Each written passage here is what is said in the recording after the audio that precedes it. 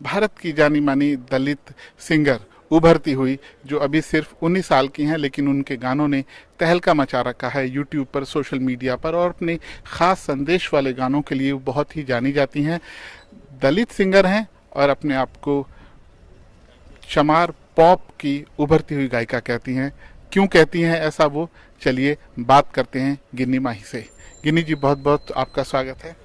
बहुत बहुत धन्यवाद सभी देख रहे सभी प्यारे दर्शकों को मेरी तरफ से जय भीम जय भारत। बहुत सारे लोग कहते हैं कि जो चमार शब्द है सरकारी तौर पर उसको बोलने पर मनाही होती है, कि उससे एक वर्ग विशेष की भावनाएं आहत होती हैं, लेकिन आप अपने गानों में उस शब्द को क्यों बार बार इस्तेमाल करना चाहती हैं?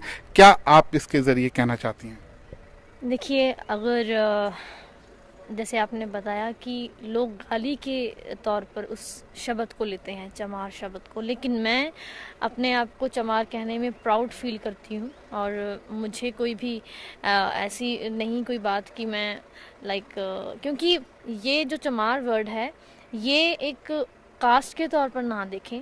एक जिस तरह गुरुओं ने अपनी बानी में कहा है और उस चीज़ का पूरी तरह जो एक्सप्लेनेशन दिया हुआ है, उससे अगर पढ़ें और तो पता लगेगा कि चमार वर्ड का मीनिंग क्या है।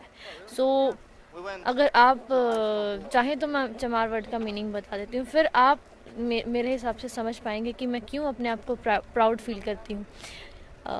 च से चमड़ी, म से मांस और र से रक्त, इन तीनों चीज़ों के सुमेल से एक इंसान बनता है, एक चमार बनता है, और उसे चमार कहते हैं।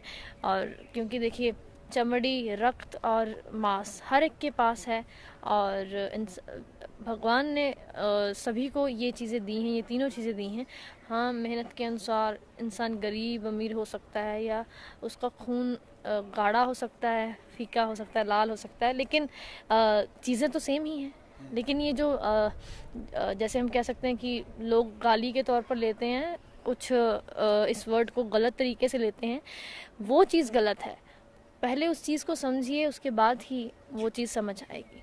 तो गिनी, आप यहाँ डॉयचे वेले के ग्लोबल मीडिया फोरम में आई हैं, जिसका विषय इस बार है ग्लोबल इनइक्वलिटीज़, मतलब जो दुनिया में जो असमानताएं हैं, लोगों के बीच अलग अलग मतभेद हैं, उनके चलते उन्हें क्या प्रॉब्लम हो रही हैं। आपने भी आज आपके गानों से यहाँ पर एकदम धूम मची थी, और लोगों ने खूब इंजॉय किया। हालांकि वो गाने पंजाबी के थे, और जो ऑडियंस में बैठे थे सब लोग या तो जर्मन बोलने वाले थे, या फिर फ्रेंच, या फिर इंग्लिश बोलने वाले, या अफ्रीका से बहुत सारे लोग थे। आपको कैसा रिस्पांस लगा? आपने क्या देखा, क्या समझा? लोगों को कितनी आपकी बात समझ आ रही थी, कितना वो कनेक्ट कर रहे थे? आपने कैसा महसूस किया यहाँ पर? देखिए, अपने देश को छोड़कर किसी और देश में आना, ये बहुत एक अलग बात होती है। और एक इंसान के लिए जो अपने देश को छोड़कर किसी और देश में आता है, थोड़ा एक्साइटेड भी होता है, थोड़ा इंटरेस्टिंग भी होता है, और थोड़ा सा डर भी होता है, नर्वसनेस भी होती है, और ये सारी चीज़ें मेरे में हैं और मैंने रखी भी। परफॉर्मेंस से पहले थोड़ी नर्वसनेस भी थी, पर मैं एक्साइटेड भी थी कि मैंने अपनी बात, अगर मैंने अपने देश में बड़े खुलेआम ये बातें कही हैं और बड़ी निडर होकर अपनी परफॉर्मेंसेस दी हैं, तो मैं यहाँ पर भी पूरे कॉन्फिडेंस के साथ अपनी बात कहने की कोशिश करूँगी। और यहाँ का रिस्पांस, जो बहुत सारे इंटेलेक्चुअल पर्सन्स यहाँ पर आए थे, और क्योंकि पूरे वर्ल्ड में से, अलग अलग देशों में से पूरी जनता आई है, और बहुत अच्छा लगा, सभी का रिस्पांस बहुत अच्छा था। और कोशिश की कि ज़्यादा से ज़्यादा, हद से ज़्यादा मैं अपनी बात इन्हें समझा सकूं। हाँ, मेरे सॉन्ग्स, क्योंकि मैं शुरू से ही पंजाबी और हिंदी में गाती आई हूँ, और उन्हें थोड़ा बहुत मैंने ट्रांसलेट करने की कोशिश की, और बाकी बात समझी भी बहुत हद तक, और अच्छा रिस्पांस रहा। बाकी आगे से मैं कोशिश करूँगी कि जिस तरह मैं आगे बढ़ती जाऊंगी, उसी तरह मेरी जो नॉलेज है मैं अपनी बढ़ाने की कोशिश करूंगी। हम गिनी आपसे जानना चाहते हैं कि आपकी उम्र बहुत कम है, अभी सिर्फ आप 19 साल की हैं, और अभी बीए की पढ़ाई कर रही हैं, और साथ ही साथ इतना बड़ा मैसेज आप देना चाहती हैं, समाज में बदलाव की कोशिश कर रही हैं। आप खुद इस तरह के भेदभाव का कभी शिकार हुई हैं? कभी आपको ऐसी कोई परेशानी, दिक्कत आई है निजी तौर पर? देखिए, आज तक मेरा जो सफ़र रहा है यहाँ तक का सफ़र बहुत ही अच्छा रहा और कोई भी ऐसा इंसिडेंट नहीं हुआ जिससे मुझे लगा हो कि कोई मेरे साथ भेदभाव किया गया हो। और आज तक का बहुत ही अच्छा रहा। बस हाँ, इतना कह सकती हूँ कि जितना मुझे इतिहास के बारे में पता है, बाबा साहिब जी के बारे में पता है और जितना पता चलता है, सो उसे सुनकर थोड़ा दुख महसूस होता है, पीड़ा महसूस होती है। और उसी पीड़ा को समझते समझते मेरे आइडल बने हैं doctor B are Ambedkar ji. और इसीलिए अपने सॉन्ग्स के थ्रू मैं जो उनका मैसेज था, क्योंकि मैं खुद कास्ट सिस्टम पे बिलीव नहीं करती हूँ और इन चीज़ों पे बिलीव मैं खुद नहीं करती हूँ, और इसीलिए मैं सभी को जो इक्वालिटी और ह्यूमैनिटी का मैसेज देना चाहती हूँ। और मेरे सभी सॉन्ग्स में यही मैसेज देने की कोशिश की है आज तक मैंने। और बस मैं बहुत इंस्पायर हूँ। जो कास्ट सिस्टम की आपने बात की, आप भी उसको नहीं चाहती, बेसिकली एक बहुत बड़ी सामाजिक समस्या के तौर पर आपने जो अभी तक पढ़ा लिखा है, आपको लगता है कि इसको तोड़ पाना और आगे बढ़ पाना भारत जैसे जटिल समाज के लिए कितना आसान और कितना मुश्किल है? देखिए, हर एक चीज़ मुश्किल भी हो सकती है और आसान भी हो सकती है, लेकिन अगर इंसान में करने का जज्बा हो तो वो सब कुछ, सारी चीज़ें ब्रेक कर सकता है। और इसलिए जज्बा रखने की कोशिश करती हूँ, और क्योंकि पूरी फैमिली की सपोर्ट है और जो मुझे चाहने वाले हैं, मेरे संगीत को चाहने वाले हैं, वो सभी पूरी सपोर्ट करते हैं। और कोई भी अगर ऐसी बात हो तो वो हमेशा मेरे साथ खड़े होते हैं, हमेशा उसका आंसर देने के लिए सामने खड़े रहते हैं। और पूरे वर्ल्ड में ही सभी चाहने वाले हैं। और बहुत ही अच्छा आज तक का एक्सपीरियंस रहा है। और मैं यही कहूँगी कि मेरी कोशिश जो है वो जारी रहेगी, और ये भी अगर उस ऊपर वाले ने चाहा तो ये ज़रूर हमारी इच्छा पूरी होगी और हम इस चीज़ को ब्रेक कर पाएंगे। आपकी जो बातें हमारे देखने वालों को बहुत पसंद आ रही हैं। प्रेम कुंवर कहते हैं, God bless you Ginni. Thank you so much.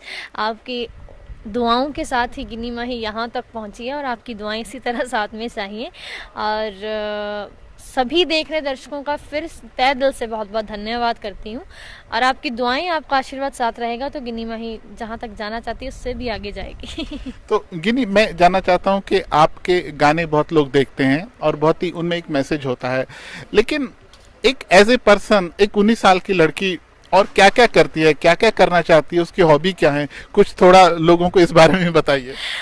मैं दरअसल सिंगिंग मेरा पैशन है, मेरा एम है और बहुत बड़ा मेरा ड्रीम है एक वर्सेटाइल सिंगर बनना। I want to become a versatile singer, playback singer, और हर तरह की सिंगिंग करना चाहती हूँ। ये सबसे पहले मेरी हॉबी सबसे बड़ी ये है। उसके बाद मुझे खाने का बहुत शौक़ है, पर खाती मैं कम ही हूँ। इसीलिए मुझे मम्मी डांटते रहते कि तुम बहुत कमज़ोर हो गई हो। बाकी मुझे ड्राइंग का बहुत शौक़ था, पर टाइम की जो लिमिटेशंस हैं उसकी वजह से फिर नहीं कर पाती। और बाकी डांसिंग का काफ़ी शौक़ है मुझे, इसलिए एंजॉयमेंट करती रहती हूँ। म्यूज़िक सुनते सुनते थोड़ा बहुत डांस कर लिया, ठीक है। बाकी यही है कि जहाँ तक है बस सीरियसली उस चीज़ को लिया जाता है। और आज तक कुछ ना कुछ सीखने को मेरे पेरेंट्स ने मुझे बहुत कुछ, मेरे पापा ने तो मुझे बहुत ही ज़्यादा मोटिवेशन दी है, इंस्पायरेशन दी है। और मेरे पापा की बदौलत ही, मम्मी पापा की बदौलत ही आज यहाँ तक। गिनी, आपने बोला कि आप एक प्लेबैक सिंगर बनना चाहती हैं। जाहिर तौर पर जो भी कोई सिंगर इंडिया में या भारत में उभरता है उसकी यही मंजिल होती है आजकल।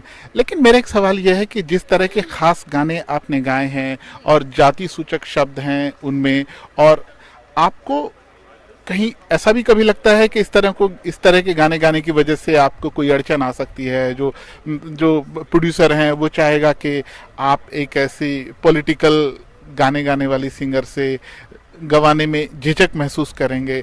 आपको लगता है कि ये जो चमार पॉप आप गाती हैं इसकी वजह से भी कभी कोई बाधा आ सकती है, सोचती हैं आप? देखिए, आज तक कोई भी पॉलिटिकल पार्टी के लिए हमने नहीं गाया, कोई भी पॉलिटिकल पार्टी के साथ हम बॉन्ड नहीं है। और अपना ओपनली, फ्रैंकली हम गाने की कोशिश करते हैं। और जो बात कही है वो सच ही कही है, रियलिटी ही प्रेजेंट करने की कोशिश करते हैं। और ऐसी कोई बात नहीं है। वर्सेटाइल का मतलब ही ये होता है कि एक अलग सिंगर बनना, और मैं दुनिया में एक अलग पहचान अपनी बनाना चाहती हूँ। और ये जो है एक, हम कह सकते हैं मिशन है, एक दिल में जज्बा है कि ये चीज़ भी जो है लाइक सच के लिए ही गाया जाए। और सच ही लोगों के सामने जो रिप्रेजेंट किया जाए। इसलिए ये जो मेरा मिशन है, इसे भी मैं हमेशा doctor B are Ambedkar ji के मैसेज को हमेशा कंटिन्यू रखूँगी। और बाकी जो मेरा ड्रीम है एक वर्सटाइल सिंगर बनना, एक प्लेबैक सिंगर बनना, वो भी मैं हमेशा करती जाऊँगी। एक मुश्किल सवाल पूछा है, हमारे देखने वाले हैं लोकेश मातकर, वो आपसे पूछना चाह रहे हैं कि क्या आप जाति के नाम पर राजनीति की रोटियां सेकने वालों के बारे में कुछ कहना चाहेंगे? नहीं, मैं पॉलिटिकल पार्टीज़ के बारे में कुछ नहीं कहना चाहती। और क्योंकि मेरा सीरियसली बताऊं तो मेरा पॉलिटिक्स में बिल्कुल भी इंटरेस्ट नहीं है। शायद मेरी आपने पहले इंटरव्यूज़ देखी हों आज देखने वाले दर्शकों ने, तो उसमें मेरा ये साफ जवाब होता है कि मेरा कोई इंटरेस्ट नहीं है पॉलिटिक्स में। सो इसलिए मैं कुछ देखती भी नहीं हूँ टीवी, और देखने का टाइम भी नहीं होता, इसलिए मुझे कुछ नहीं कहना उनके बारे में। सब अपनी अब जगह जगह ठीक है, जो करते हैं बस ठीक है। एक पूछेंगे तो गिनी, आप अगली मंजिल आपकी क्या है? आप पढ़ाई करना चाहती हैं, अभी बीए कर रही हैं, बीए के बाद आपका क्या इरादा है? आप एंटरटेनमेंट इंडस्ट्री में जाना चाहती हैं या पढ़ाई को बहुत आगे ले जाना है या कुछ करना है? कहाँ जाना चाहती हैं? देखिए, बाबा साहिब जी का एक मूल मंत्र था जो सभी जानते हैं, पढ़ो जुड़ो संघर्ष करो। सबसे पहले पढ़ाई, एजुकेशन बहुत ज़रूरी है। और मेरा मानना यही है कि अगर मैं खुद बाबा साहिब जी की बात करती हूँ, और क्योंकि बाबा साहिब जी का सबसे पहला हथियार एजुकेशन था, एजुकेशन से ही उन्होंने जो ये सारी चीज़ें ब्रेक करने की कोशिश की है। और मैं सभी को यही दरख्वास्त करती हूँ कि आप सभी जितना हो सकता है अपने बच्चों को या सभी को ज़्यादा से ज़्यादा एजुकेशन दिलवाइए, ताकि जो हमारी मेंटालिटी है वो नेगेटिव से पॉजिटिव वे तक जाए। और मैं यही कहूँगी कि मैं बहुत आगे तक जाना चाहती हूँ, और अभी मैं ग्रेजुएशन इन म्यूज़िक में कर रही हूँ, आगे मैं मास्टर्स करूँगी इन म्यूज़िक। एंड उसके बाद जो है अपना प्लेबैक सिंगिंग का भी जो मेरा ड्रीम है वो भी मैं जारी रखूँगी, मेहनत मेरी जारी है। और पीएचडी करने का मेरा एक बहुत बड़ा ड्रीम है। सो म्यूज़िक में रिसर्च करना चाहती हूँ, और ज़रूर अगर उस ऊपर वाले ने चाहा तो ये मेरा ड्रीम भी ज़रूर पूरा होगा। देखिए, हमें देखने वालों में सिर्फ भारत के लोग ही नहीं है, पाकिस्तान से तारिक मसौनी साहब आपसे एक गाना सुनना चाहते हैं। ये भी बता दीजिए किस तरह का सॉन्ग आप सुनना चाहते हैं? मेरे ख्याल से जिस तरह के गाने आप गाती हैं उसी में से कुछ एक गाना अगर आप उनके लिए सुना। सो मैं अपना यही सॉन्ग फ़ैन बाबा साहिब दी, जो मेरा सबसे सुपरहिट सॉन्ग गया है, और पाकिस्तान की जनता तो वैसे भी पंजाबी समझ लेती है सो इसलिए मैं अपना फेवरेट सॉन्ग मैं ती हाँ बाबा साहिब दी, ओ जिन्हां लिखिया सी संविधान, ओदी कलम दा खट्टिया खाईदा, ताही सिफतां करे जहानी। मैं फैन हाँ ऐसी सोचदी, फैन हाँ ऐसी सोचदी, ओ दे गए साडे लई बलिदान। Thank you. बहुत बहुत शुक्रिया, आपको ज़रूर मज़ा आया होगा और बाकी सारे देखने वालों को भी बहुत अच्छा लगा होगा। इस बीच मुहिब खान साहब पूछना चाहते हैं कि क्या आप फ्यूचर में सोशल एक्टिविस्ट बनना चाहेंगी? कोशिश तो यही रहती है कि जितना हो सके जो गरीब लोग हैं उनकी हेल्प की जाए। और मैं ज़रूर ये मेरी कोशिश जारी रहती है कि ज़्यादा से ज़्यादा जो स्कूल्स में जाकर कुछ दान किया जाए, लाइक फाइनेंशियली उनकी हेल्प की जाए, या क्लोथ शूज़, लाइक इस तरह की जो हेल्प करना चाहती हूँ। और मैं ज़्यादा से ज़्यादा यही मेरा आगे तक भी रहेगा, आगे भी यही रहेगा कि सोशल एक्टिविटीज़ में मैं हेल्प एजुकेशन के लिए ज़्यादा करना पसंद करूँगी।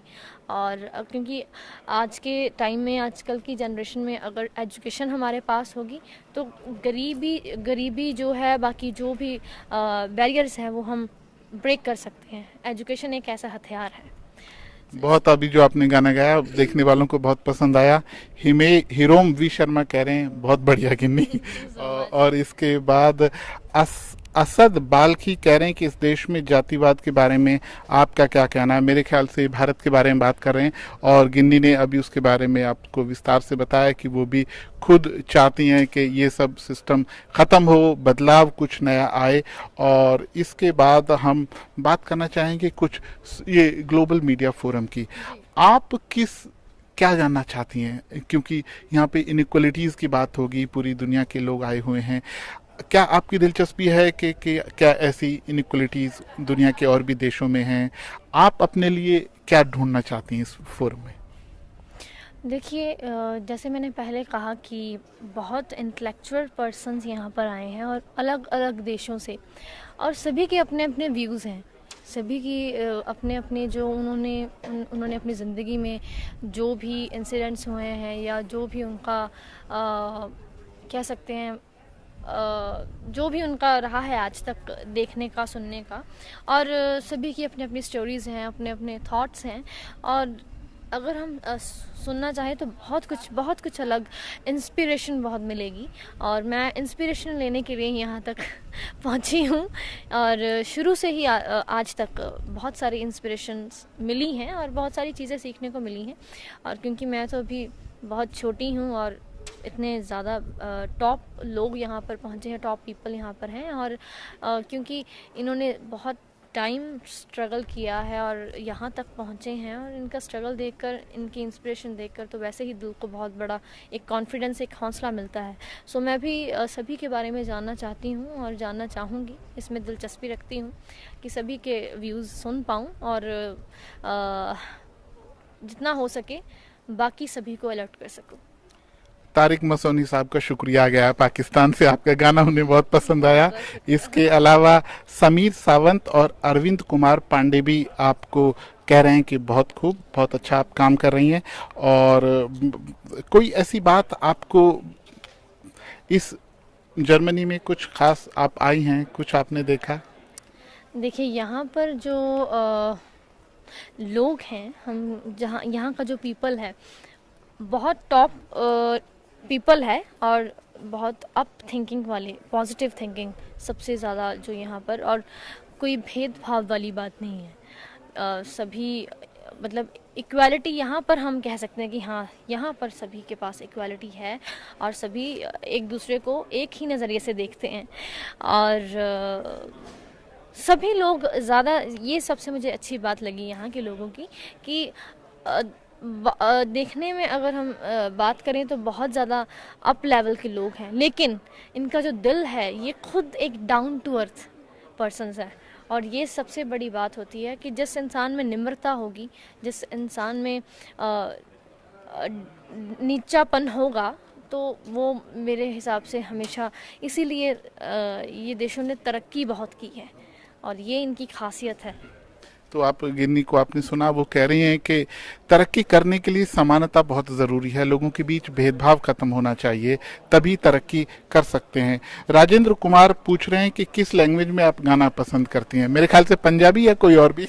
देखिए, वर्सेटाइल का मतलब मैंने पहले बताया कि मैं पंजाब से हूँ, और ट्रेडिशन को गाना बहुत पसंद करती हूँ, पंजाबी। इंग्लिश गाना भी बहुत पसंद करती हूँ, कभी कभी गुनगुनाती हूँ। हिंदी में भी बहुत पसंद करती हूँ। बाकी और सारी लैंग्वेजेस सीखने का मुझे बहुत दिलचस्पी रखती हूँ मैं, और कोशिश करूँगी कि, क्योंकि पहले उस चीज़ को समझना पड़ेगा, उसके बाद ही इंसान गाएगा। इसलिए मैं अगर कोई और लैंग्वेज का भी, लाइक मराठी, राजस्थानी, गुजराती, इस तरह की लैंग्वेजेस, लाइक अलग अलग, जो वहाँ तक के लोगों तक भी मेरी आवाज़ पहुँच सके और वो लोग भी मेरी बात समझ पाएँ। और यहाँ की जर्मनी की जो लैंग्वेज है, डाची वो भी डॉची वो भी सीखने की मैं चाहवान हूँ। जी, तारिक बलोच साहब पाकिस्तान से कह रहे हैं कि आप मेहनत करती रहिए, आपको कामयाबी ज़रूर मिलेगी। बहुत शुक्रिया, आपकी इसी तरह की दुआएं चाहिए, और आपकी दुआओं के साथ ज़रूर आपकी बच्ची आगे तक जाएगी। तो अब हम इस बातचीत के आखिर में आप पहुंचे हैं, और गिन्नी माही हमारे साथ है, तो कोई भी बात ख़त्म बिना गाने तो नहीं हो सकती। जो आपको फेवरेट अपना कोई गाना है तो सुना दीजिए। अच्छा जी, फेवरेट मेरा song, okay then Baba Saheb जी का ही सॉन्ग मैं सिंग करना चाहती हूँ। कि अगर बाबा साहेब जी इस दुनिया में ना आते तो शायद जो राइट्स हैं हमारे पास इंडिया में, अगर बात करें वुमेन राइट्स, और जो लोग निताड़े जाते थे, जो लोगों को दबाया जाता था, अत्याचार में दबाए गए लोगों को जो राइट्स मिले हैं, जो अधिकार पूरे मिले हैं, और वो उनके पास ना होते अगर बाबा साहेब ना होते। और अगर मैं यहाँ पर, क्योंकि मैं खुद इंडिया से हूँ और मैं यहाँ पर पहुँची हूँ, इस अलग कंट्री में, अलग देश में पहुँची हूँ, जर्मनी में पहुँची हूँ, तो ये भी doctor B are Ambedkar ji की ही देन है। सो मैं वो सॉन्ग सिंग करना चाहूँगी। हर किसी की हम गुलामी करते ही रहते, जुल्मों को सह लेते, मगर हम कुछ भी ना कहते। सर उठा कर हम कहीं भी आते जाते ना, सर उठा कर हम कहीं भी आते जाते ना। अगर भीम जी इस दुनिया में आते ना, बाबा साहेब जी इस दुनिया में आते ना, दुनिया में आते ना। Thank you. बहुत बहुत शुक्रिया। राजेंद्र कुमार जी ने कहा था कि हिंदी गाना कुछ सुनाइए, तो ये हिंदी में ही था आपके लिए।